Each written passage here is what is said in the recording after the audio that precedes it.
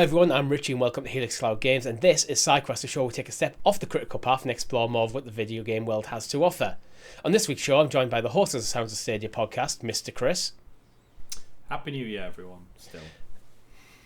Yes, still Happy New Year. Still. And this week... I don't know if I said it last week or not, so I'm now I think you're going to have to go back in time and correct it if you didn't. Either way. Let us know in the comments if Chris said Happy New Year to you all last week, and if he didn't, how pissed off you are. What, for wishing them Happy New Year? I take it back. I rescind. Happy Year. Yeah. I hope you have an acceptable year. Passable. Not too happy, not too sad, just reasonable.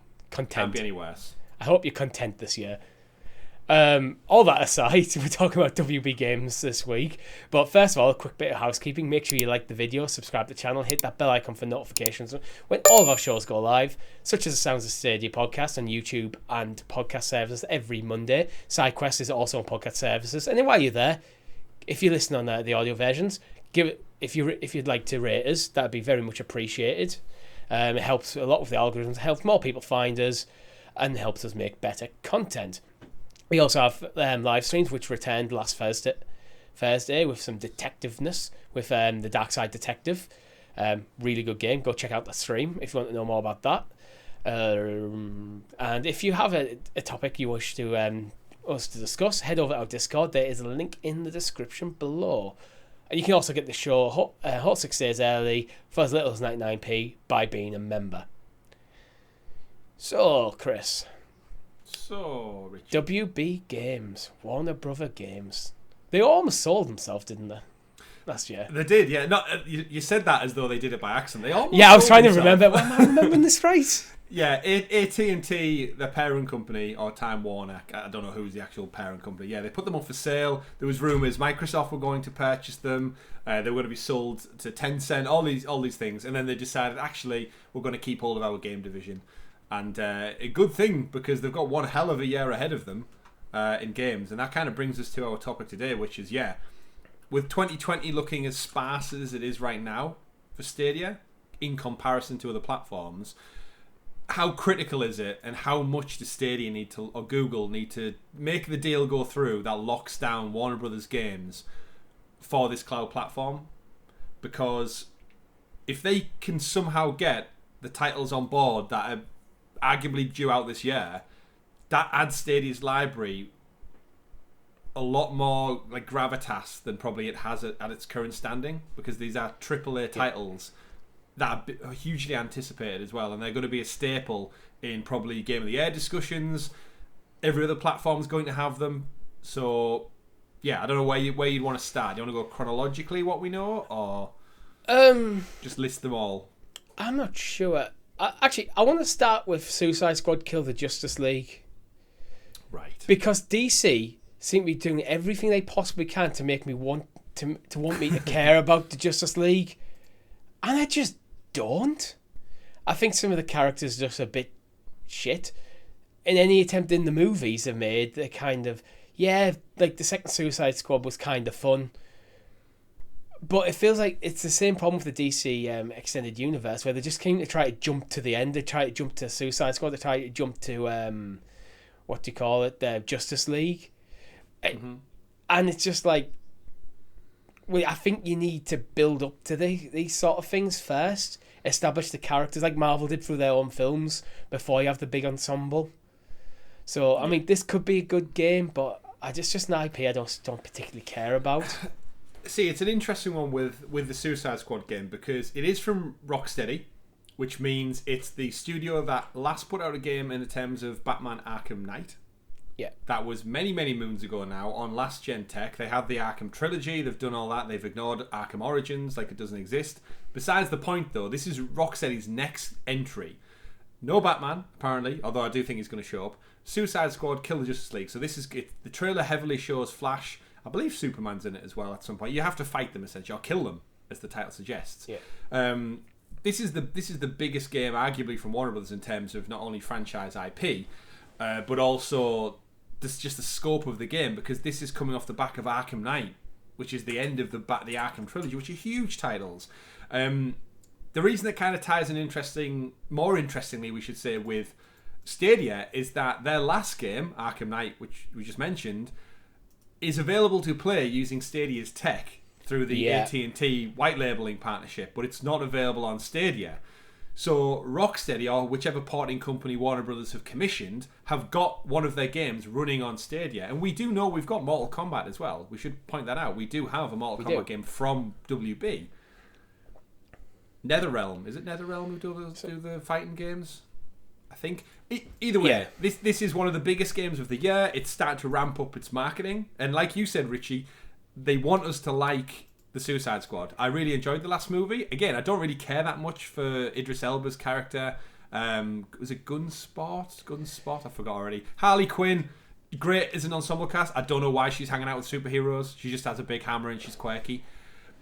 Either way, without delving into Suicide Margot Squad, Robbie as Harley Quinn is generally entertaining to watch. And that's about all I can really say about them films. That there's a couple of characters who have good actors playing them and do a good portrayal, but beyond that, they tend to be very mediocre films. We could go on all day about that, but to focus on the games, I think it would be a massive get for Stadia. I think it will sell well for WB. I don't think it's going to be as popular as Batman, because I think Batman just is. I think Batman's like, after Spider-Man, like the most franchise rich money making comic book IP superhero ever. So not having him in the title is interesting, but then on the flip side, we've got another Batman game coming out the same year. I do. The reason I bring up the movies is because I think the general perception of the movies might have soured the Suicide Squad IP a bit. So I don't think that being a Suicide... If the movies didn't exist and they brought out a Suicide Squad game, I think there'd be a bit more hype around this game, especially with being Rocksteady. Yeah, it's odd that they choose to do kill the Justice League rather than play as the Justice League, because traditionally you play as the heroes in games, you don't hunt them down. So, like, the Flash is heavily in this game. So, personally, I'd rather run around as the Flash over city rooftops and across the water and the river and stuff. Instead, I have to try and hunt them down and kill them, which could be interesting, but. Again, well, we haven't really seen much gameplay from this game, I will say. Yeah, we've seen lots of cinematics, but if it's coming out this year, I'm putting this in the camp of Marvel Avengers, where like we really need to see some gameplay in this, and any ensemble like main character things. I think don't like Marvel's Avengers. Like each Avenger, if you given their own game, would have been done so incredibly well. But when you slam them all into the game and balancing it, every character just plays slightly mediocre. Doesn't just quite like we've talked before about how Hulk doesn't feel like how Hulk should feel. You don't feel like really brute force power behind the way he plays. And a game like this, when you got like the full Justice League, will every character feel right to play how you'd expect them, or will it just be very much Marvel? This could be DC's Marvel Avengers. Yeah. But again, we need to see some gameplay on these.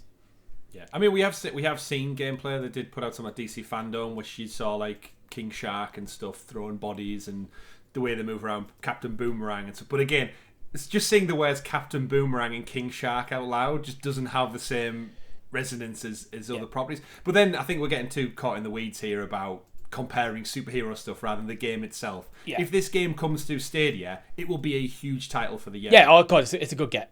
It's definitely a good get. And then I guess while we're talking DC, flip over to Gotham Knights, which is also coming out this year. So this is done by WB Montreal, which handled the Arkham Origins game that they totally ignore. Great game. Go check it out. Batman's Origins with the Joker. Gotham Knights is slightly different. So this is kind of like asymmetric. You get your roster of the Gotham Knights, I guess, as they're known. So you've got a bit of Nightwing in there, a bit of Robin, Dick Grayson kind of stuff going on, Batwoman, and then you play as a team. I think it's a team of 3 people. It's a team made out of Batman's sidekicks. In Arkham, I think Batman will be in it again, because I don't think you'd want to keep him away from these games. Apparently, I think Gotham Knights he's dead. But then you get this weird split where apparently Gotham Knights doesn't exist in the same world that Arkham Asylum and stuff did. So even though it's the same characters and it's going to aesthetically look the same, again, it's back to WB. Don't trust Montreal enough to mess around in their world. So it's a alternate world from Rocksteady's Batman, which is it's so odd because the characters look like the characters from Arkham Asylum and City and Night. I think DC in general have kind of semi-given up on interconnected universes. So if the pitch is we just want to do our own thing with these characters, let's just go do it without the baggage of trying to make sure everything connects, that there's a continuity between them, because it can work really well in, like, say, the MCU, but sometimes it could just literally just tie people's hands to stuff that they rather wouldn't have the hands tied by. So, but interesting enough, then, do you think, like, again, it would be great if Stadia got this title. It would be something different and brand new. Do you think they're going to actually put out 2 Batman-inspired DC games in the same year?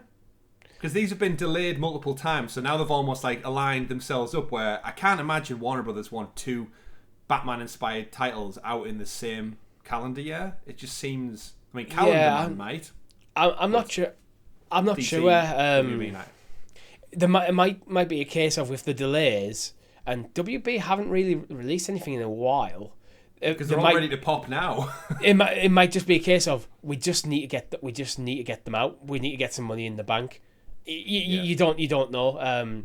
Again, WB, AT&T at one point were looking to sell WB games, which suggests put an impact on a lot of production. Which does suggest that the financial performance wasn't where they wanted it to be, but then they've changed their mind on that one. So it might be this list of games that we're going through today that might be what changed their mind when they've seen, okay, there's a lot of potential here. We can make a lot of money, and then also the things like the deals of Stadia came into being. It's like, well, actually, if we keep hold of these, we can do bespoke deals like this to get people involved in it, into AT&T. Yeah. So, well, that's the thing with Warner and the games we've got on this list. None of them are unique franchises. They are all existing IP that Warner Brothers probably license or own to some capacity. Yeah. Well, so while we're in the DC verse, I think next we should go into Wonder Woman.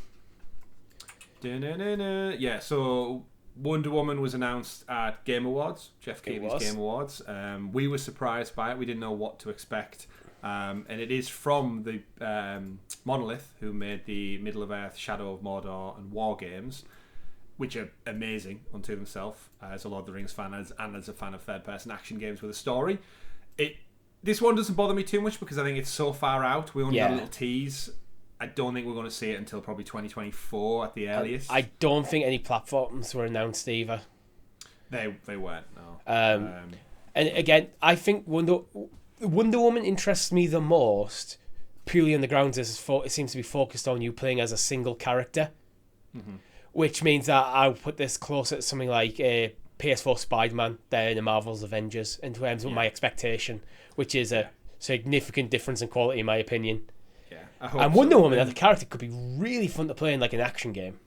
Oh, definitely. Like, you think, again, Monolith, comparing it to the Shadow of War games, they've got the sword combat, they've got the traversal, because she can leap over buildings. You've got the lasso of truth, which will tie in with the Nemesis system fantastically.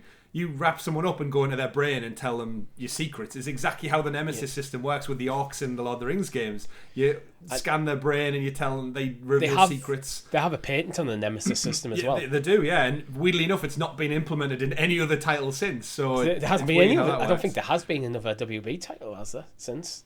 Oh, nothing. Nothing where the Nemesis system would fit. Yeah. Well, I think we expected to see it in other games outside of WB as well. I think once the Nemesis system works so well, we expected Ubisoft to use it. Well, why do you think they patented it to prevent that? So now you'd have to license it off WB, which is that dick sort move. Of stuff. It's a dick move. Dick move. I saw Nintendo were trying to do that this week with some kind of... it was like travelling through worlds mechanic. They were trying to patent that, which... Again, with the creative medium, it's a bit odd to try and patent. Either way, that's a whole... Yeah, I personally don't like that sort of stuff because it hampers creativity in other areas, and it stifles growth for the sake of purely business reasons. Yeah, indeed. Yeah, and if you're gonna get petty, like imagine if going back to like the 80s, someone painted it moving left and right, up and down on a screen. Yeah, So now every game has to do it. Like, come on, there's got to be some kind of creative flexibility when it comes to video games. If you're going to paint like a double jump or our game's got a triple jump, so anyone who uses triple jump has to pay his royalties. It's like, come on. You're getting into the semantics a little bit of it. But yeah, in terms of Wonder Woman, I think it's a long way off. I'd like to think Stadia's in a place in 5 years' time where we're getting it day and date. But this comes back to why now is a critical year to lock WB down before all these games come out. Like, I don't want to be getting these next year when they're a year old. I don't want to be seeing them on AT&T website links, but you can't get them on Stadia. Like, come on. Like, and you can't straight up can't get access to it in the UK because AT&T isn't in the UK. Yeah. So there's like little things that need sorting out, but it's a big year ahead.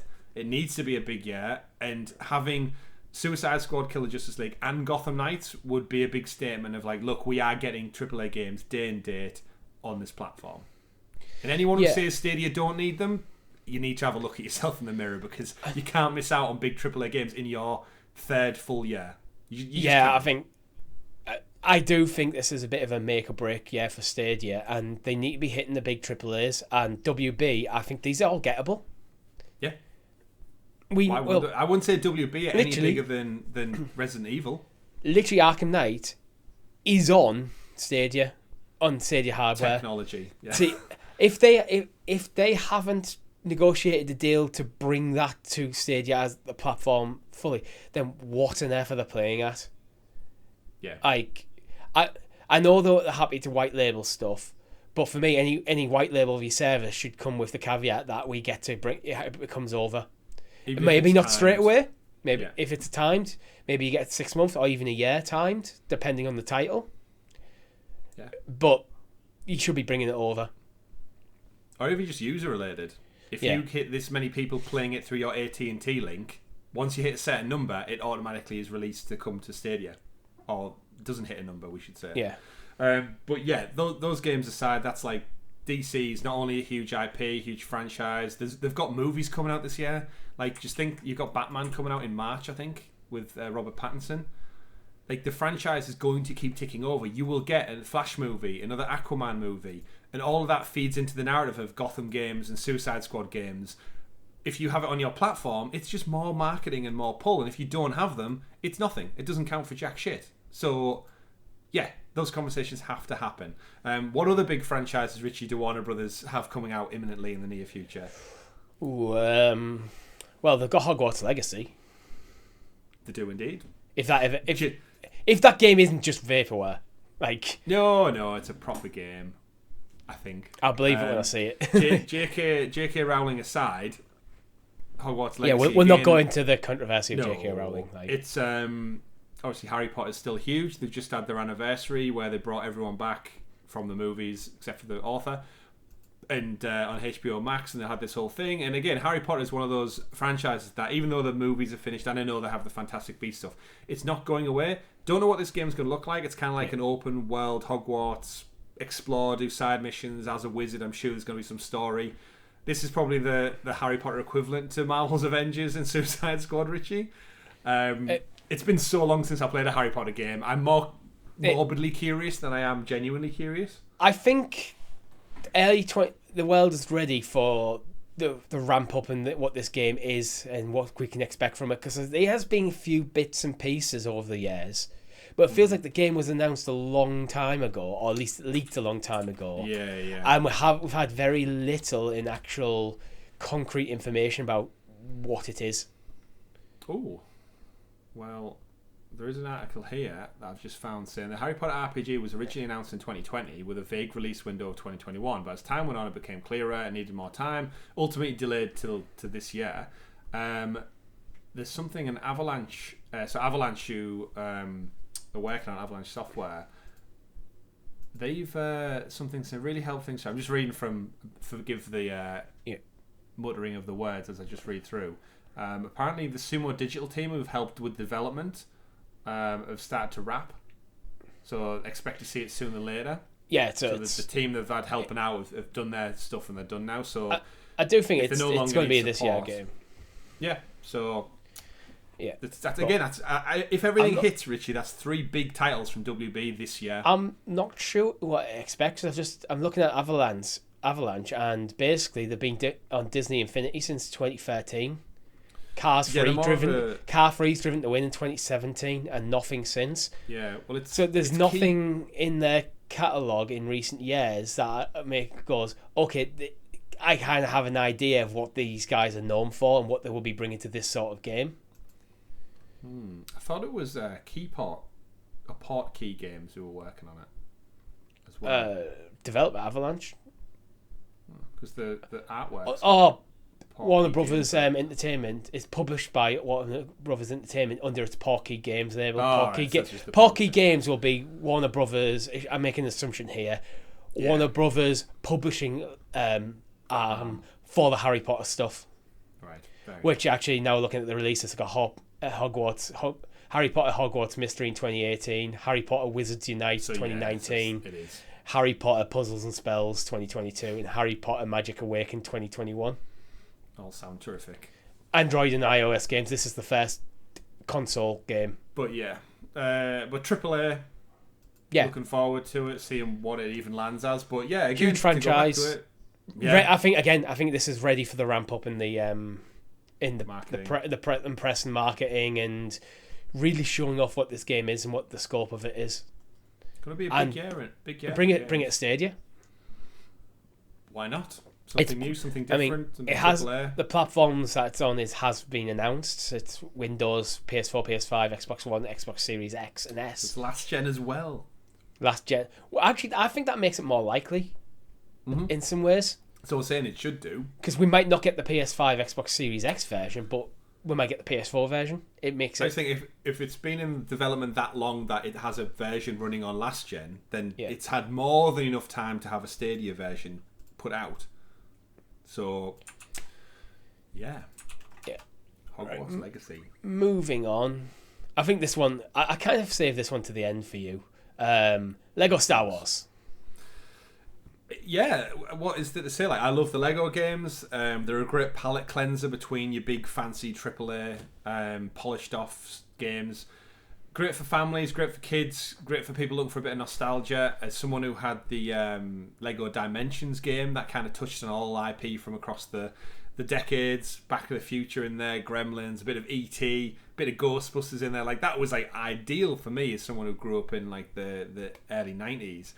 And Lego Star Wars Skywalker Saga is taking all of the 9 movies, some good, some bad, I'll let you judge, ramping up the Lego game. So it's actually making the puzzles are going to be different. It's all done in a new engine for a change. The character list, the roster, it's going to be like a good 200, 300 strong based on Star Wars. And I played all these on like PS2. I've got it right here by the side, the original ones. I've played them, used to play them with my brother, and it's been delayed several times, this title. So much so, I'm pretty sure it was supposed to come out in line with Rise of Skywalker. It's been delayed that long. But now that's simmered down, we've got Boba Fett, Mandalorian, some new announcements for Star Wars. We've got the franchise being licensed out to EA, Ubisoft, Quantic Dream now. It's been so long since I had a Lego game. I think Jurassic World maybe was the last one that I played. But either way, I'm ready for it. And I'm looking forward to it. And I'm fed up of it being teased, but no actual showcase information. So again, WB, Traveller's Tales, I'm ready for it. Bring it to Stadia, more importantly, because again, it's another big game that's got a big IP attached to it that ticks those family boxes, puzzle games. I think this could be, the family-centered gaming could be a real pitch for Stadia, especially as they're launching onto more TVs, like Samsung TVs and LG TVs and stuff. Again, I've talked about they should bundle a controller in with them TVs to really get that impact. But with outright games and stuff, and family-style games, the sort of stuff like... Because the Lego games, I could see, like, a dad playing with his kid. The kid's playing. I think the dad's 100%. Having a good laugh, because he likes Star Wars. Mm-hmm. The kid's playing the game. Fun. I think they're not kids. Yeah. I mean, they are kids' games, but they're not... There's enough for adults in there. I think this is a good fit for Stadia, this game. I've never really got into a Lego Star Wars, a Lego game myself. But I've never realistically, I've never actually give one a fair shot. So if this comes to Stadia, that might be my in point. They're so good.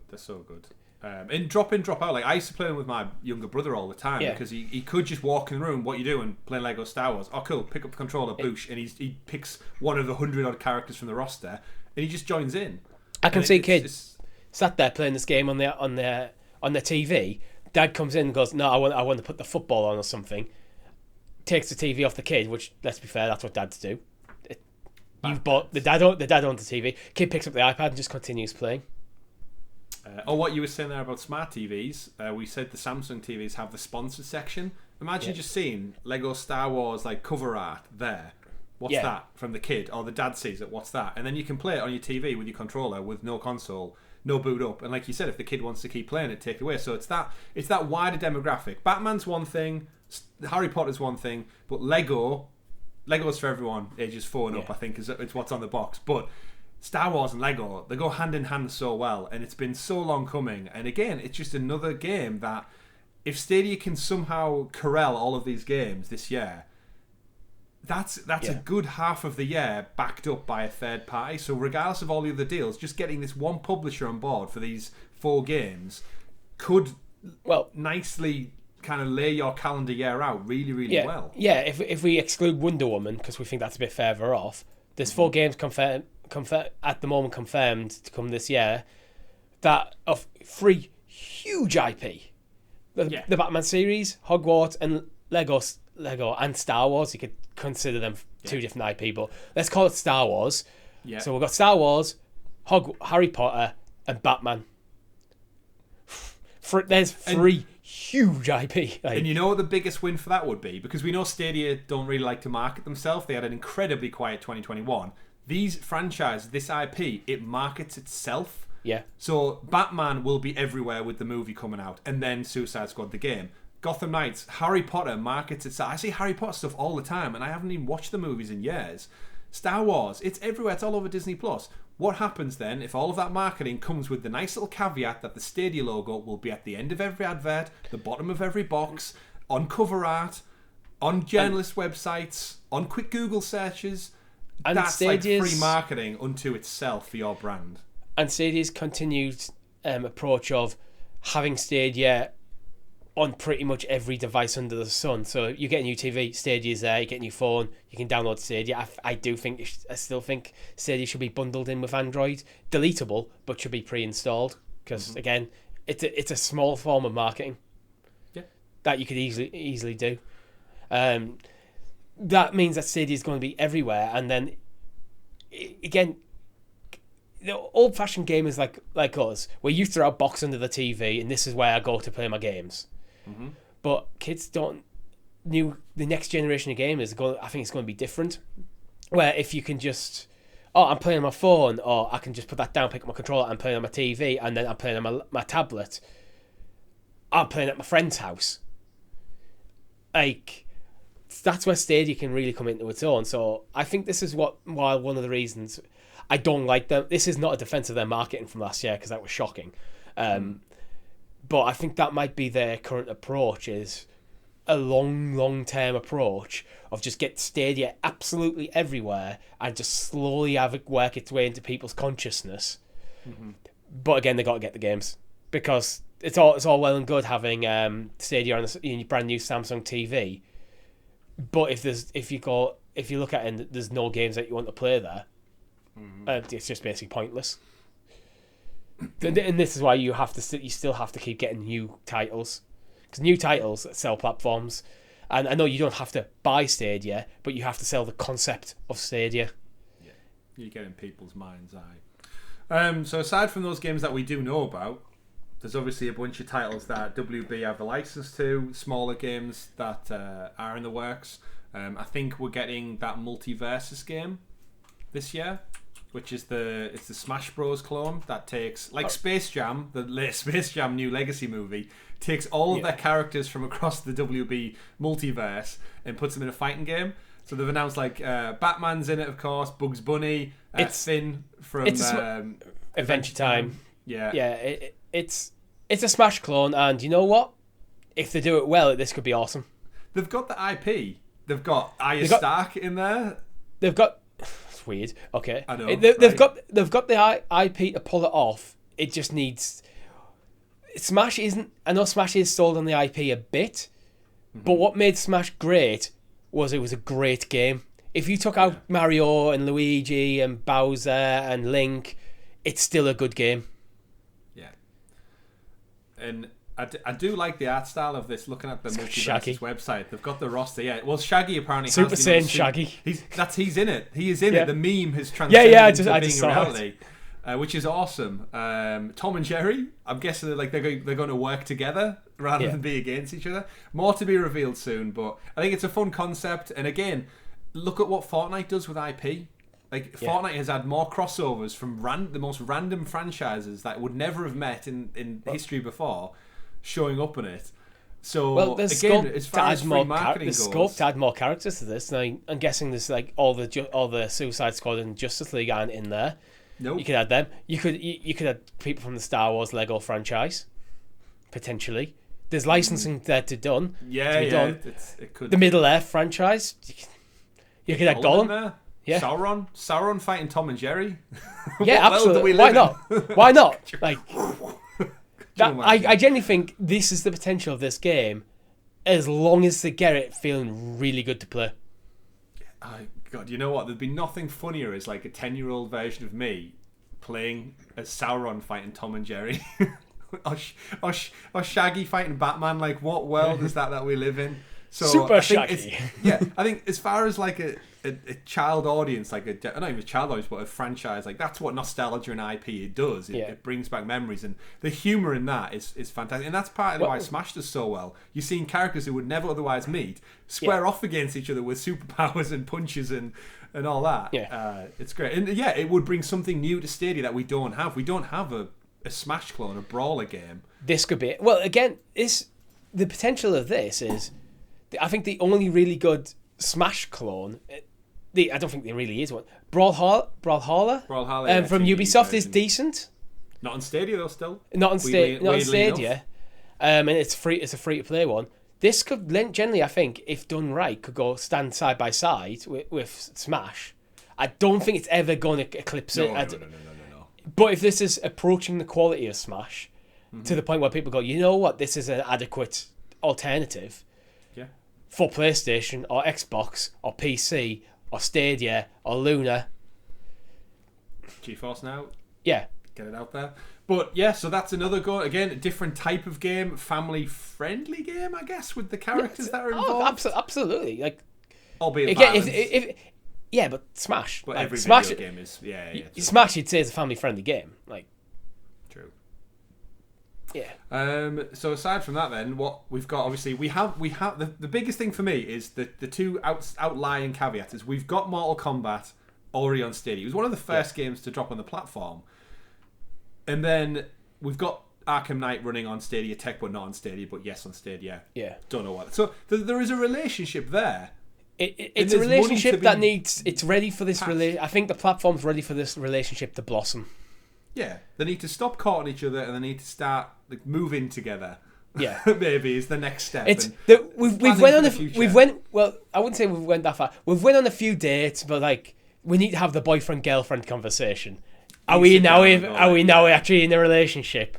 Like, are we doing this? Yeah. Are we going to do this? Like, are you going to move your stuff in the form of Lego, Harry Potter? Not even that far. Are we going to make this an official relationship where, you know what, it's us together. We're going to go for it. We're going to pursue this. Yeah. Just Phil Harrison. Yeah. Don't just come out and tell us you've got a deal for 5 games, though. I don't want to hear that. I don't want to be limited to 5. Just tell us we're now working with them. I want a Ubisoft-style strategic partnership where we basically can expect all WB games coming.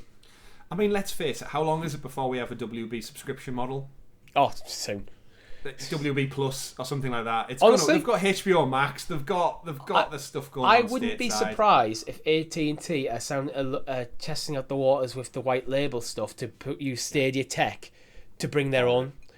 But rather than going, oh, here's Ubisoft Plus, you can play it on everywhere but PlayStation. Here is WB Plus. You don't, because I'm that creative. Here's WB Plus. All you need to do is log on to our website or on our app, and what you're actually doing is playing on Stadia, and you don't even realise. And guess what? With HBO Max, customers get it for half price or included. So if you like watching Batman day one out of the cinema on HBO Max, you can also play all the Batman games and the Suicide Squad Killer Justice League right now using Stadia's tech. But also, if you want to buy it, it's available to buy on Stadia. They've got to land that deal. It has to work both ways, that relationship. So then just to round out then, Richie, Injustice 3 should be in the pipeline from the Mortal Kombat team. It was leaked as part of the GeForce Now leak last summer. It's not officially revealed, but it's got to happen soon. That leak, there was a lot of stuff that is like, well, this well off. So I don't know. This could be a 2023 game. It could be a 2025 game. Yeah. It could be a 2022 game. You really have no idea how far along they are. Well, we know the Mortal Kombat team tends to bounce between the two. So it'll go Mortal Kombat, Injustice, Mortal Kombat, Injustice. That's what they've done for the last 8-9 years. So which makes sense. It gives both games plenty of time to breathe. So we're on this side now, where we should be back doing Injustice 3. Yeah, and then obviously Mortal Kombat will come after that. Yeah, and then to round it all out, Lord of the Rings. Again, so happy that Monolith are working on Wonder Woman, but at the same time, so gutted that means they're possibly not working on a third entry in the Middle-earth Shadow of War series. I think that series has been sunsetted, to be honest. And I think, unfortunately, Shadow of War, the controversy over the loot boxes when it first came out may have been what killed it. Yeah, part of me thinks they might have just passed it off because you've got Amazon series comes out this year, 2nd of September, which is going to, I think, revitalise the franchise. Not that it needs it, but I just think it wouldn't get, like, Shadow of War was Game of the Year for a lot of places, IGN and the rest. So I think there's enough there to do something. It comes down to sales numbers, so it's like, I think the controversy may have put people off buying the game on principle, because this was kind of right in the middle of the Star Wars Battlefront controversy as well. True. So I think that potentially, it's all well and good to go, actually no, it's a really good game in there. Yeah, they've got loot boxes, but we've backtracked on that. If everyone's just turned around and looked at it and went, not buying that. True. But, should open up a loot box? Google. Alphabet. They should open up a big mass. They should open up every loot box they possibly have, and they've got the money to do so. But they need to make sure that money goes towards Warner Brother games to get these titles on this year. This year would look amazing if all them games we just discussed came to the platform in 2022 and beyond. That's fantastic partnership. If these games come out on other platforms and don't come to Stadia, it's one of them. There's no middle ground with this sort of stuff anymore. If these games come to PlayStation and Xbox this year and don't come to Stadia, looks absolutely terrible for Stadia. If they do come, it's a great move for Stadia. That middle ground of going, it's fine, I think it's gone with stuff like this. But we're in year 3.